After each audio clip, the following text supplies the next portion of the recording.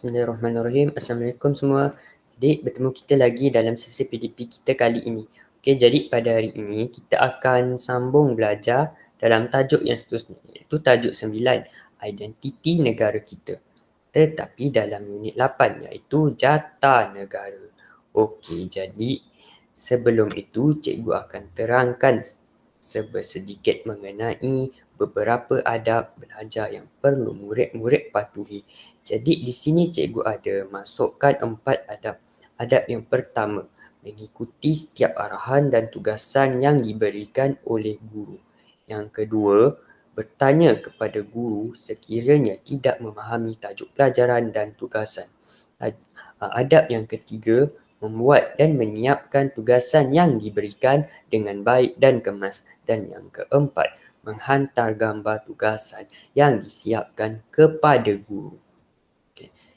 Jadi mari kita lihat objektif pembelajaran yang akan kita capai di akhir PDP kita pada hari ini.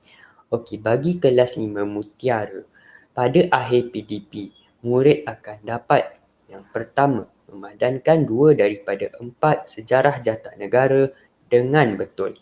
Yang kedua, menulis 3 daripada 6 kepentingan menghormati jata negara dengan betul. Dan yang ketiga, melengkapkan 3 daripada 6 kepentingan jata negara sebagai identiti negara dengan betul. Bagi kelas 5 Berlian pula, pada akhir PDP, murid akan dapat pertama, memadankan 2 daripada 4 sejarah jata negara dengan betul.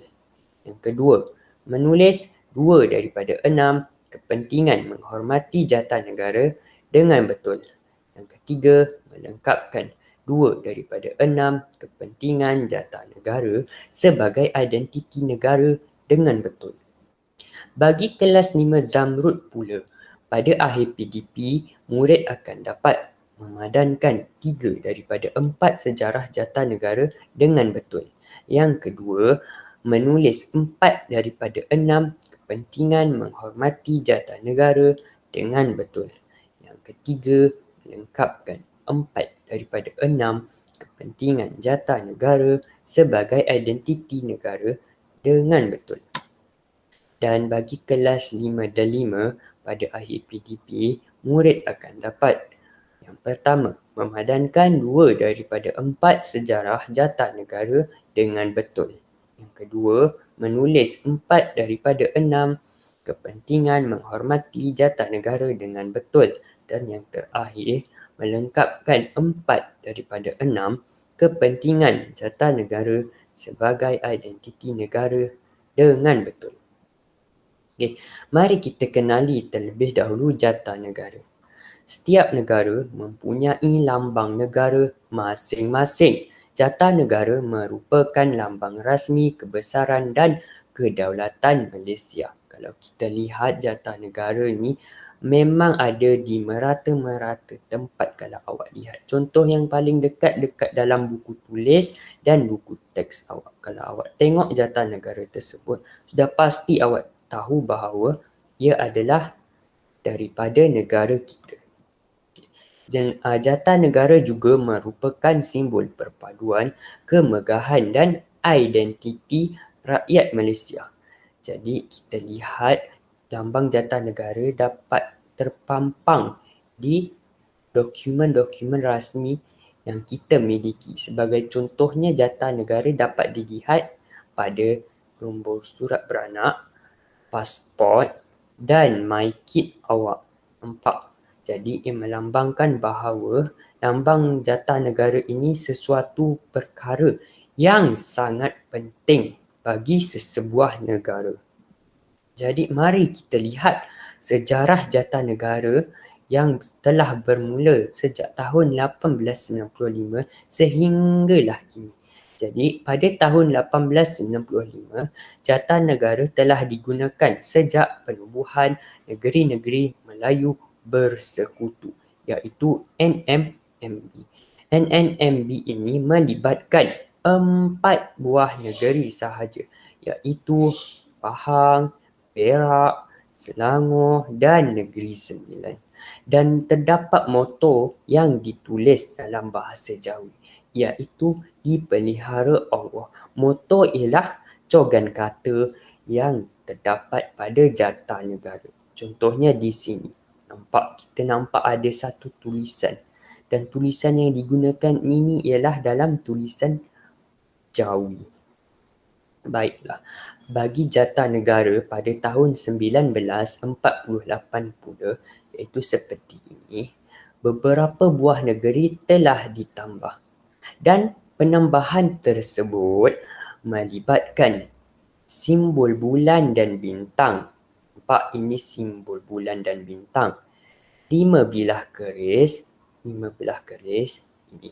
5 bilah keris ini melambangkan bagi negeri-negeri Melayu yang tidak bersekutu. Contohnya seperti negeri Johor, Kelantan, Terengganu, Kedah dan Perlis. Dan lambang negeri Pulau Pinang juga turut ditambah. Jika kita lihat di sebelah kiri perisai ini terdapat satu lambang, dan lambang ini mewakili negeri Pulau Pinang. Dan di sebelah kanan pula, di sebelah kanan perisai ini mengandungi lambang negeri Melaka. Moto juga diubah daripada dipelihara Allah kepada bersekutu bertambah mutu, dan ditulis dalam bahasa Melayu, bertulisan Jawi dan bahasa Inggeris. Nampak di bahagian bawah jata negara ini terdapat satu cogan kata, iaitu bersekutu bertambah mutu, yang telah ditulis dalam bahasa Inggeris dan bahasa Melayu bertulisan Jawi. Jata negara ini telah diubah setelah Kerajaan Persekutuan Tanah Melayu dibentuk pada 31 Januari 1948.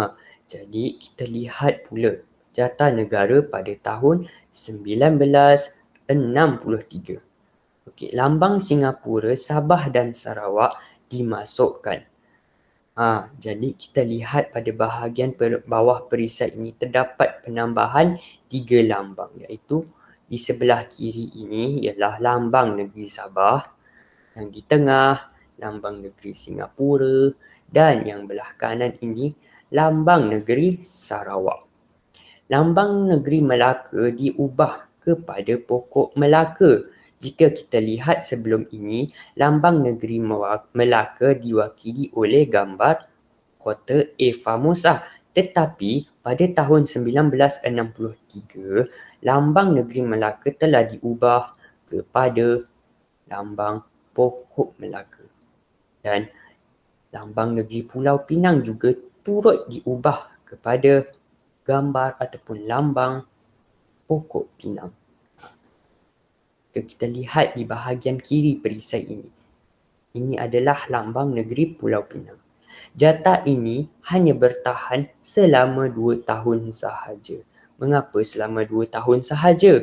Kita akan lihat pada slide yang seterusnya, iaitu jata negara pada tahun 1965. Pada tahun ini, lambang Singapura telah digugurkan setelah Singapura disingkirkan, dan pengguguran lambang Singapura tersebut digantikan dengan lambang bunga raya sebagai bunga kebangsaan. Jika kita lihat di bahagian lambang Singapura tadi telah digantikan dengan lambang bunga raya di bahagian tengah bawah perisai. Nampak? Baiklah, kita lihat pula jata negara yang terkini. Ini ialah gambar jata negara pada masa sekarang. Lambang negeri Pulau Pinang telah dikemas kini. Nampak, kita lihat di sini telah terdapat lambang pokok pinang dengan jelas. Dan juga terdapat perubahan pada lambang negeri Sabah dan Sarawak. Lambang negeri Sabah dan Sarawak telah ditukar kepada lambang jata negeri mereka.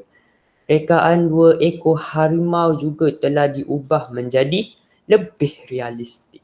kalau kita lihat jata negara ini, kita lihat dia lebih realistik daripada jata yang sebelumnya.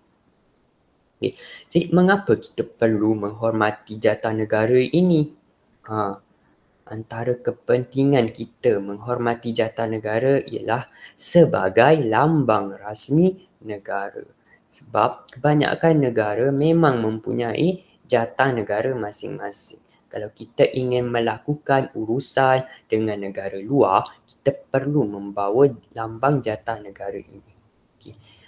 Yang seterusnya, identiti sesebuah negara. Memang tidak dinafikan lagi bahawa jata negara ini merupakan lambang kepada identiti sesebuah negara.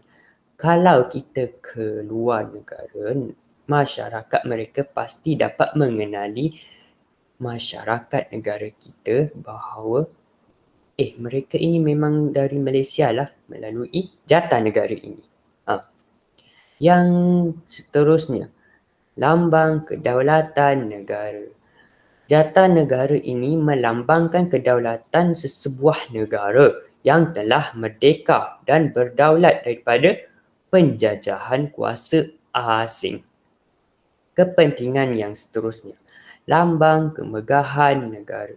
Lambang kemegahan negara bahawa ia menunjukkan ia adalah negara yang bebas dan merdeka. Dan jata negara juga dapat menjadi pemangkin kepada semangat patriotisme dalam kalangan masyarakat. Jadi kita lihat pula kepentingan jata negara ini sebagai identiti negara. Dunia dapat mengenali negara Malaysia melalui jata negara ini sahaja. Dan pengenalan jata negara ini turut menjadi simbol bahawa kita ini merupakan rakyat Malaysia. Hal ini seterusnya akan menyatupadukan rakyat Malaysia yang berbilang kaum. Contohnya seperti menggabungkan ataupun menyatupadukan, memupuk perpaduan antara kaum Melayu, kaum Cina dan kaum India. Jadi setakat itu sahaja penerangan cikgu pada hari ini.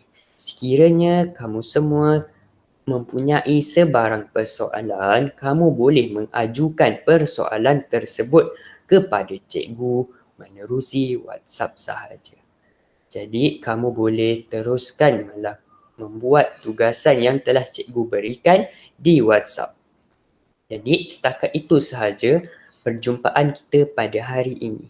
Sekian. Assalamualaikum warahmatullahi wabarakatuh.